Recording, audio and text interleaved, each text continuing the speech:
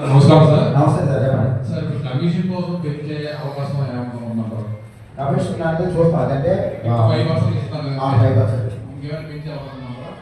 చూడండి అనుకోండి, అంటే ఇది రెగ్యులర్గా జరిగే వ్యాపారం కాబట్టి మీకు లాస్ట్ టైం మేము దీంట్లో ఏం చేస్తామంటే పర్సంటేజ్ సిస్టమ్ పెట్టాము.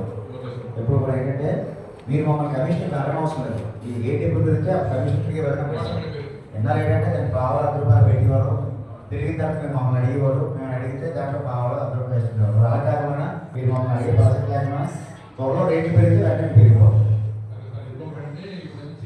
ప్రతి ప్యాకెట్ లీక్ వస్తాయి కదండి, లీకుల్లో మేజర్గా నేను గమనించింది ఏంటంటే అంటే ఖాళీ రేట్లు ఉంటాయి కదండి, రేట్లు అడిగి ఎక్కిలు ఉంటాయి కదండి 4,000.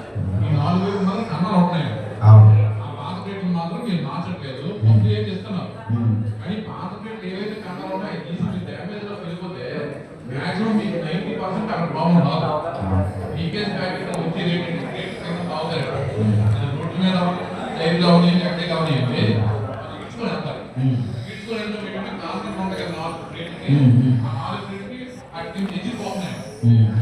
కార్పొరేట్ వెళ్ళిపోయి లీక్ అయిపోతాయి. అది ఏంటంటే పెట్టుకుని బాగానే ఉంటాయి. తీసుకొని మళ్ళీ మీకు